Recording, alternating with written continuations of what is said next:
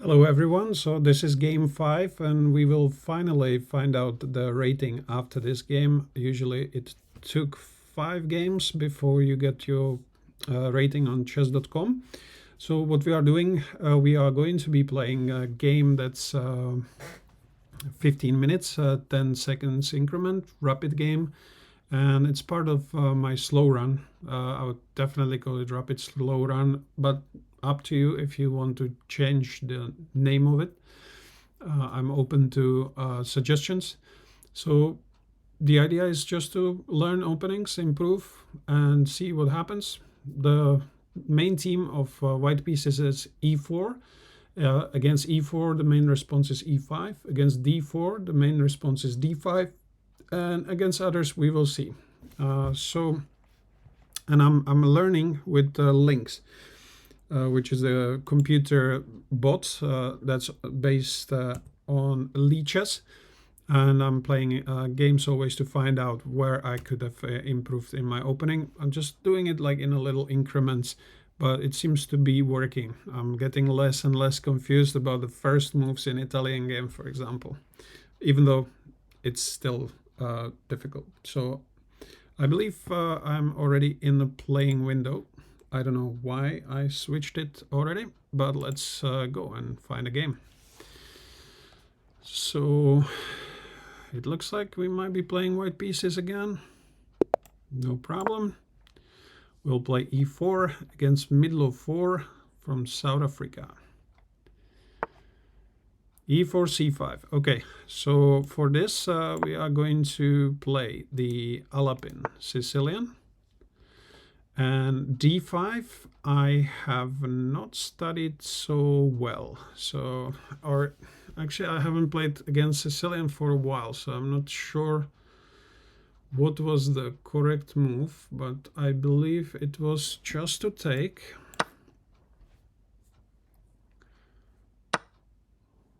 And do we need to play knight f3 here? Or d4? I think those two moves are basically the same. And I'm just now seeing actually the tactic that if bishop g4, we can try and play queen to a4. But I don't know if I play queen a4, if that's the best way to go. Or if d4 should have been played first. I'm gonna try and play queen a4 to begin with. The worst thing that happens in this opening is that black is getting ahead in development.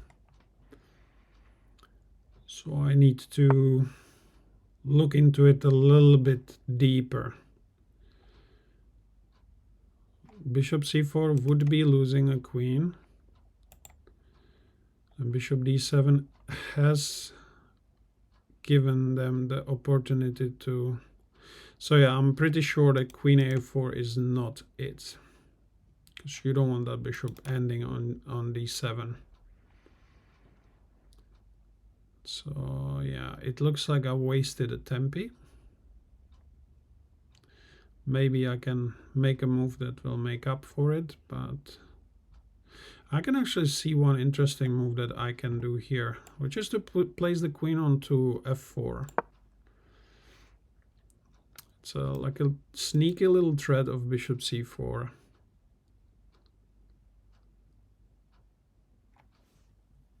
And bishop c4 is... Black will still have to play queen h5. And then maybe we can play knight to e5, like adding some more pressure against the f7 pawn. So that's something that I can see here. I don't see a reason why playing bishop c4 would still not be annoying for black. Although they now have queen to e4.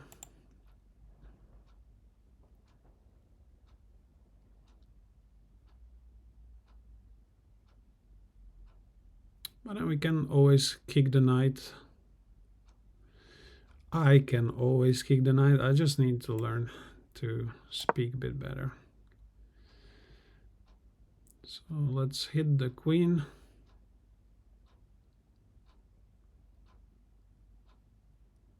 I can see one positive is that we might get rid of this bishop straight away. So trading is okay. Knight e4 is fine. And I just want to double attack the f7 and the d7. Of course, you cannot say it is attacking the bishop, but it's not like the classical double attack where you attack two weaknesses. Let's be honest and upfront about that. And black will have the opportunity to play knight to d6. After which we can play bishop d5 maybe. But it's not really a winning option or anything like that. It's just to annoy the opposition. And maybe if they lock the bishop, that's actually good for us. I can play this move as well when need be. So right now, is this bishop saving itself from being captured? No. And do I need to capture that bishop? Again, no. And I feel like castling is one of the ways to go.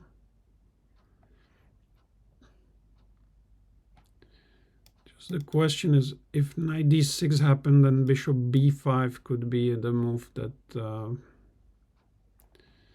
saves that particular bishop. Although I can play maybe bishop f3 after d3. Yeah, this is another endgame, but this was not intended. It was just because I made a slight error in... I think I should play d4 there. But this is how you see... basically here my theory ends, and I don't know whether to play d4 or knight f3, so I need to refresh my memory all the time. So there is a chance he really would like to go for that idea that I've mentioned with the bishop b5, but I would not allow the trade of the bishops anyway. And I'm going to kick that bishop away with knight a3 maybe. So right now, yeah, I'll play bishop e2.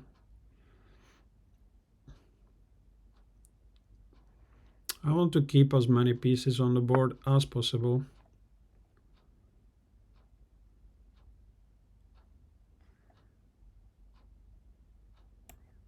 Knight to a3.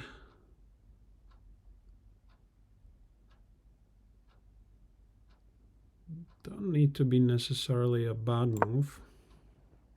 I could have played maybe bishop f3. That would put some pressure on the b7 and could induce some mistake.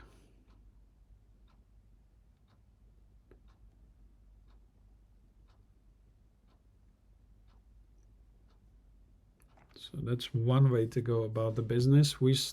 I still have to play d4.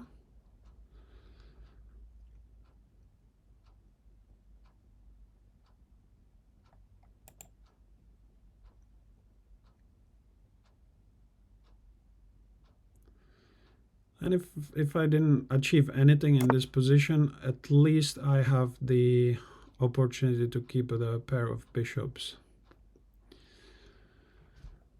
So the question is, if I play bishop f3, knight to c6 is not possible, so the bishop comes here. And I can easily double their pawns. But then I still won't be able to push the d4 forward, because then I'm the one with weaknesses. So how to go about this? if I play bishop f3 and knight c6, then that's obvious blunder. And if bishop c6, I can take here once and at least claim that I have pair of bishops. But I will be losing completely control over the d4 square.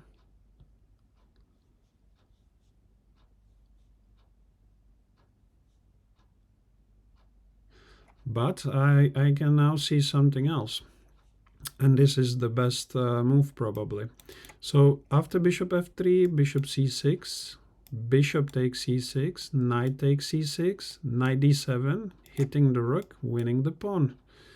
And then this knight doesn't have really targets, I don't think, to win anything back. So bishop f3. So this was a little bit of calculation of knight to c6 obviously doesn't work, bishop c6 does work, but we take this way. And if knight c6, then knight d7, and we are winning the pawn.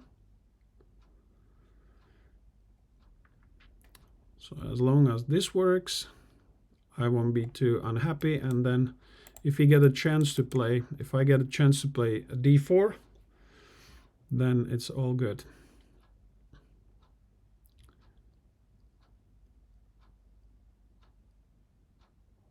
There are some things that I cannot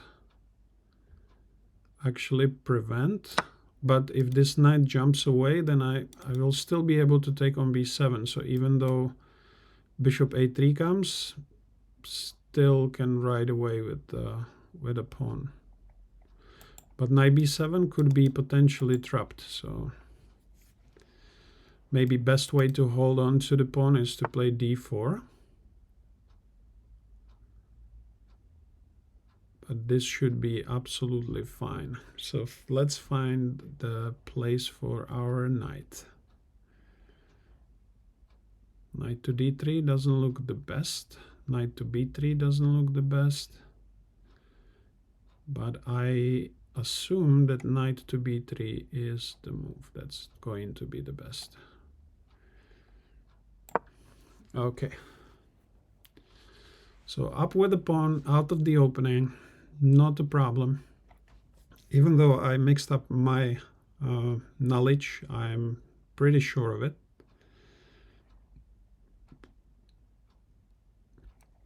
If knight to e5, we let them, we just, I'm just going to push the pawn forward, attack the knight that's going to end up on d3. If trade, all good. Then just get on with the knights. And it's still might be technically difficult, but if I'm going to play technically difficult position where I'm pawn up, I'll take it any day.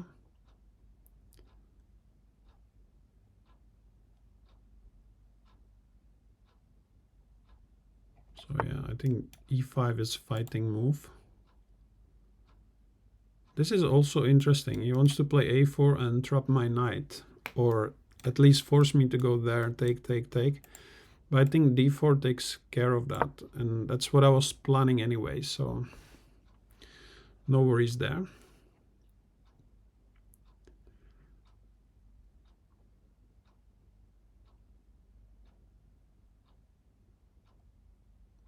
And actually, I kind of starting to like the idea of going to knight c4 and starting to abuse this pawn.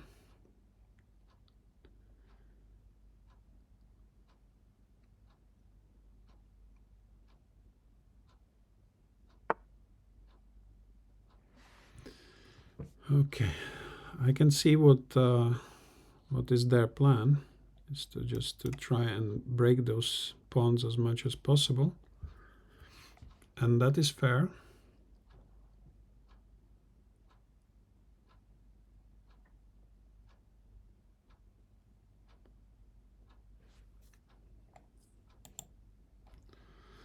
It's a very fair question of, you know, very fair counterplay. I have no protection over this pawn.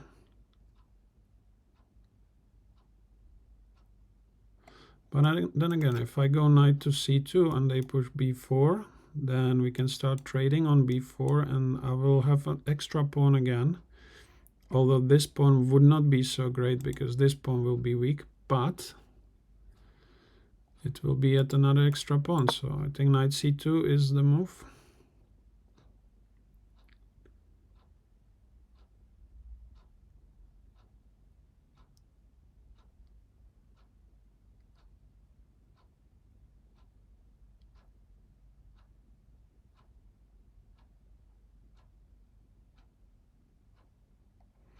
Obviously this bishop needs to go into the game, this knight needs to improve.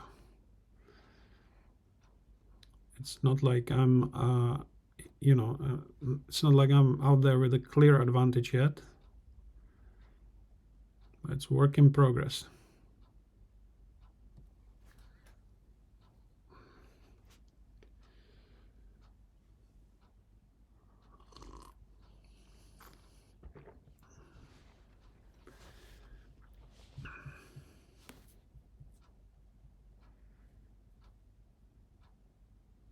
And let's be honest, these grasshoppers will be annoying, and all the pieces are actually set in a good spaces to actually generate lots of counterplay here.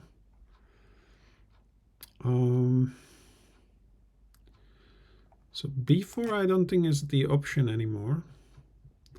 Knight to c4 I'm 100% sure they will play.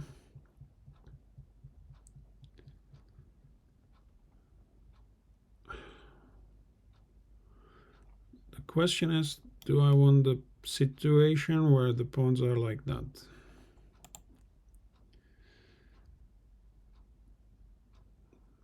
Or rook is going to dominate there.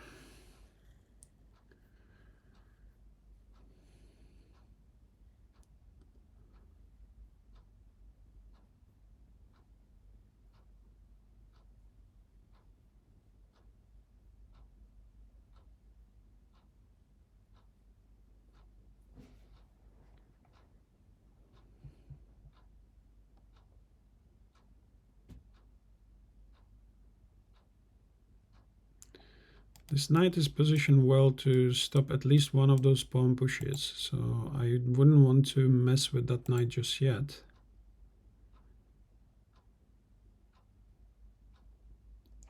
Knight b3 could be a nasty move. If I take with the pawn, take with the pawn, take with the rook, I'm fine. So I'm gonna delay my decision for one move as I plan to play d5 myself due to this potential pin on the bishop and looking for some much better square for my knight. So I just defer my decision and see what Midlo is planning for me.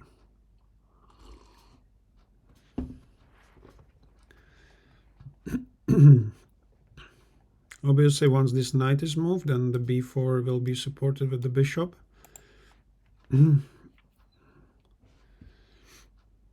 But again, it might give me a time. If the knight jumps here, I swap the knight that I don't need or want. And then knight to e3 might potentially kick the rook if the rook will be here. So I can get some of the tempos. And this actually feels comfortable in the sense that their bishop is definitely better than my bishop.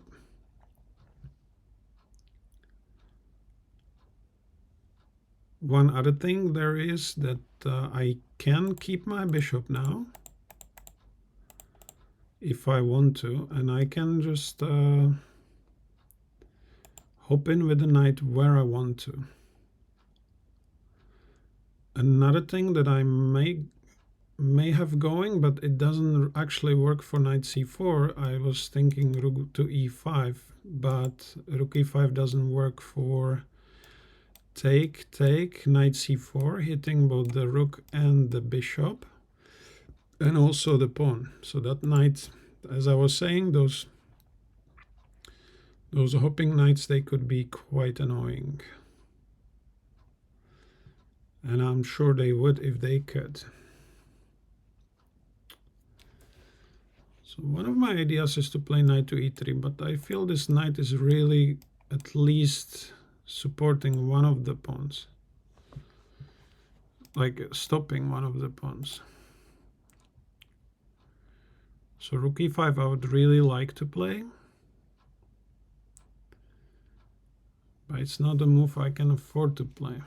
And I want to keep this bishop, even though it's not the greatest bishop of them all.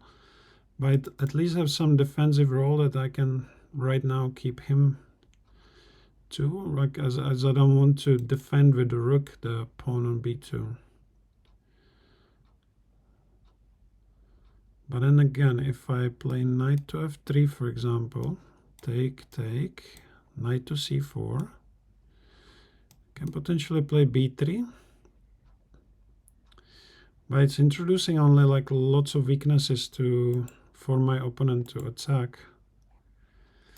If I play knight to e4, then again, bishop c1 might be the first move. Knight takes d6, bishop b2, knight c8, bishop a1, rook a1, knight e7, king. No, I don't have that many moves, right? But knight e4, you can play even knight e4, rook e4, bishop c1, rook c1, knight to c4, and then it will be difficult to protect this pawn here. There is that pressure, and I'm certainly feeling that pressure. But I have to make a decision eventually. And my decision is to try and kick this bishop out of here for now. So I'll try and play this. If it doesn't work, it's fine. Okay, he wants to trade the bishop. Now plant the knight on c4. Fine with me. Because once I kick the knight, I'll be able to defend with the bishop from here or from there. And that should be itself fine. And now, am I not winning this pawn? Or what am I missing here? If I play knight a3, b8, then he takes on c3. So I'll try and play this move.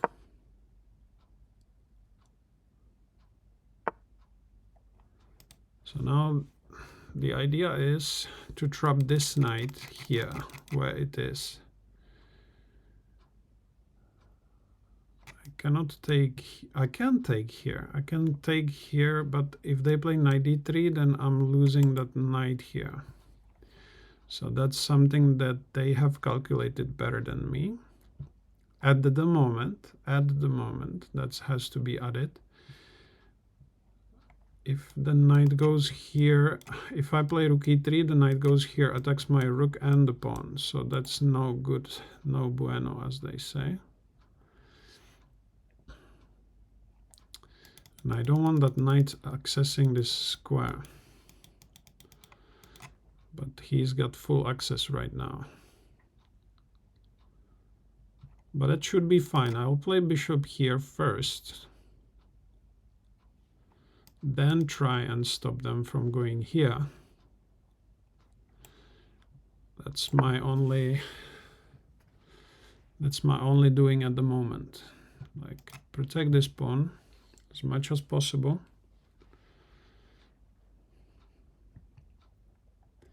And potentially win this this fella after attacking this knight.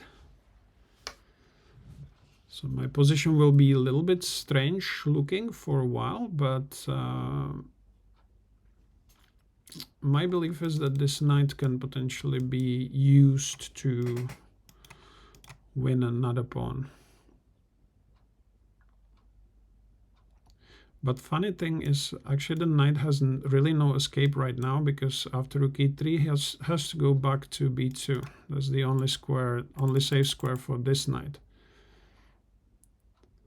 So maybe for me is feeling like playing c4, bishop b4 could be as well one way to go about the business of eventually winning that knight.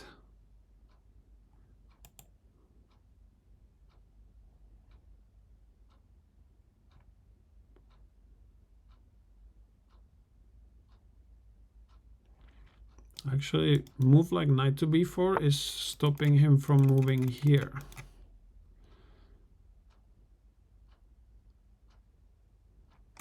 He doesn't want to play e5 because that's not a move for him to play. That's my type of move.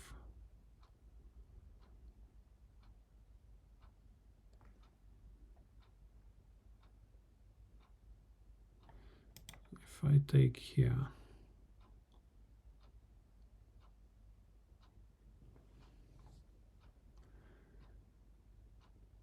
yeah, it's not so simple taking here.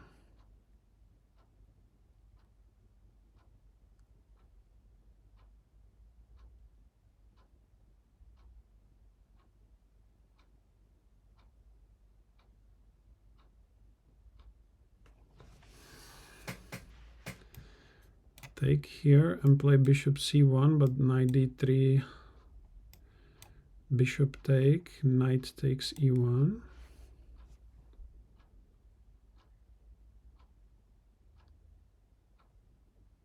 Rook takes e1, and then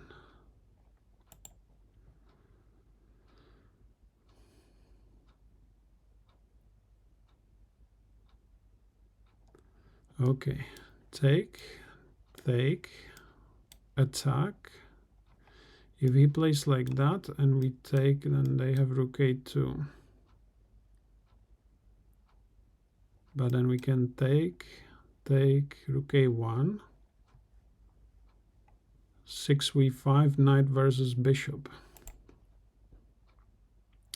And if we take, knight to d3, counter, oh, sorry, take, bishop c1, knight d3, bishop a3, knight e1, rook e1. So bishop, rook against bishop, against rook and a knight. That also works. So I think we are going to, I'm going to cash out on the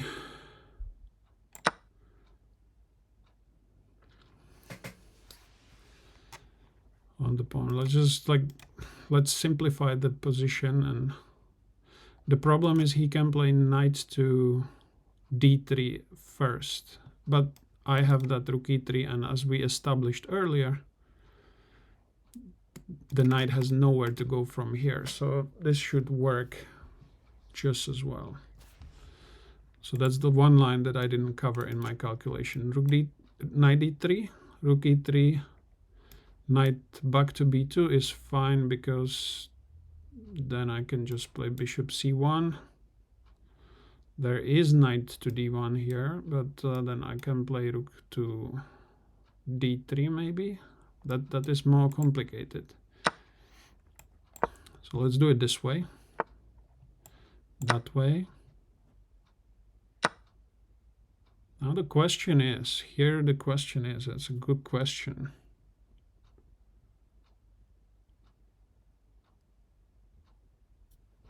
So we have 2, 4, 6, 7 pawns.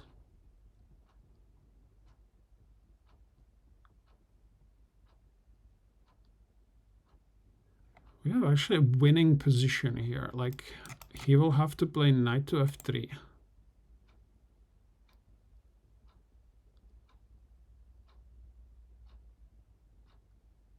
And the knight has to go here somewhere. So I think I prefer to take this knight, because this knight is potentially in trouble.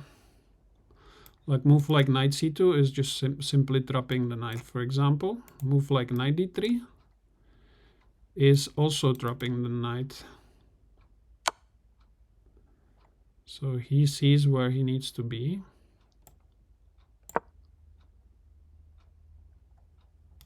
Knight to d2 could be also sketchy for them. because after f3 the knight is again trapped. And even here after f3 I'm still threatening to trap the knight with h4.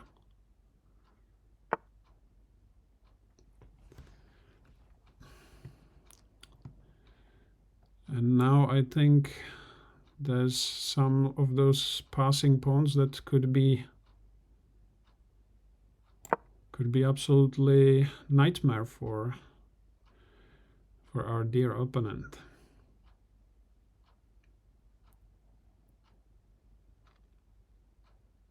I'm also going to attempt to keep the knight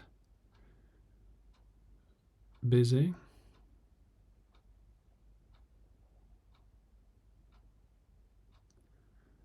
The temptation is to go with the a pawn, but I'm not controlling the a8 square, so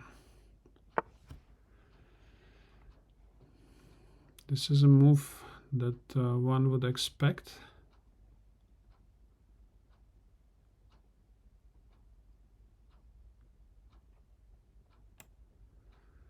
Yeah, let's just march the pawn.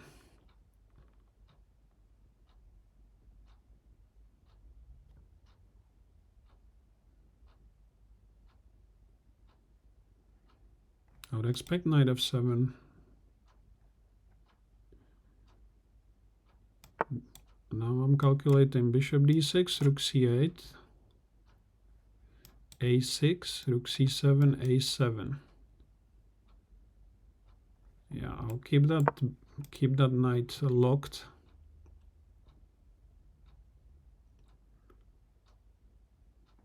So it cannot go into the game. Just simply sacrificing. Because rook versus knight should be an easy win.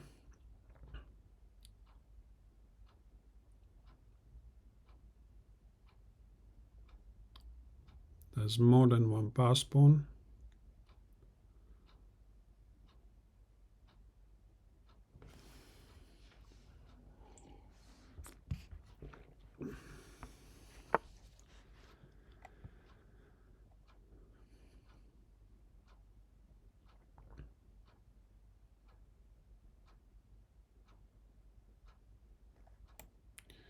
Is there anything that's stopping us from playing a7? There's nothing that can stop me. And actually with the knight here, the problem is we are already queening.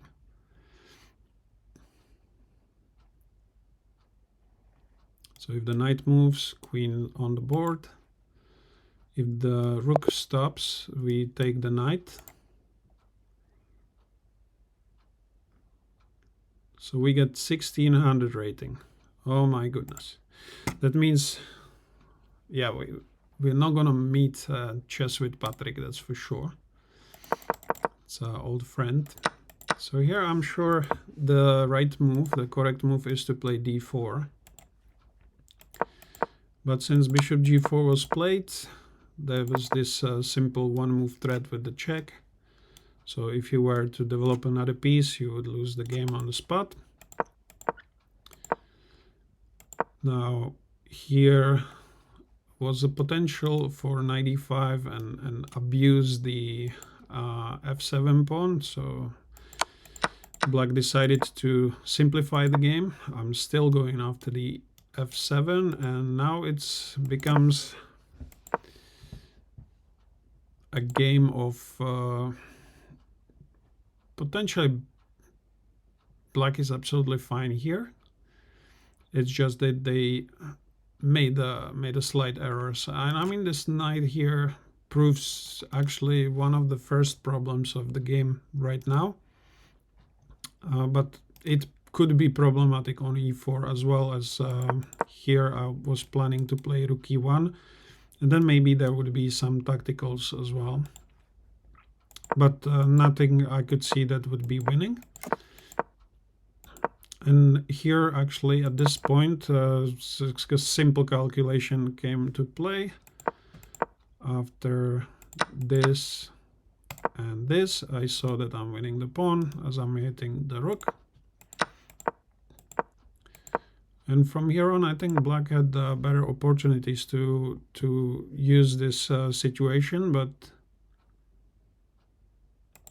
they have done what they have done, and I have done what I had to do. So I felt that after this, there was no more the threat of taking on a3. So I kind of stabilized the position. I also tried to stop the b4 and a3, both with the knight move. So every single time black would be able to go with this plan, I would end up with extra pawn that would be slightly different. So I can understand why they haven't done what I would normally do. Here I was threatening the d5. And here I thought I made a mistake with the g3, as bishop c1 looks like I am going to be pressured. But I think black is returning the favor, because now after b3 I should have absolutely no problem. Eventually I will, this pawn will be super weak. But maybe after I play b3, you just need to find a different home for the knight for the time being. But yeah, I think moves like this already, it simplifies, and I think black has really good chances here. So I don't think I would be taking this pawn straight away. I would just simply protect here, and later on I would try to go around and get this pawn as well. But let's be honest, I think black has already some nice counterplay here too. So it's definitely not an easy position, and I could see that in the game. And this would actually be really bad, because I cannot protect the pawn from here. So might be even dropping this pawn. So yeah, I think the biggest mistake of the game then came here, where they play knight b2, because now this knight is very vulnerable, and some taking here can take place. And the only reason I didn't take here straight away was that knight d3 comes, hitting the bishop, hitting the rook. And then it means that the knight on a3 would be vulnerable. So I had to prepare something. But since the rook moved away, I could have taken on a3 straight away, and I just calculated everything. I can show you just the line that I would be maybe worried about. One of the lines would be this, but the knight from here really doesn't have any squares to go away from. So after something like this, I can either retreat and the knight will be completely trapped, or almost completely trapped. So maybe I would need to trap it with the rook b1, because there's still this square. But if I reroute the knight here, then this square is protected, and maybe I can just drop the rook and win the knight. And if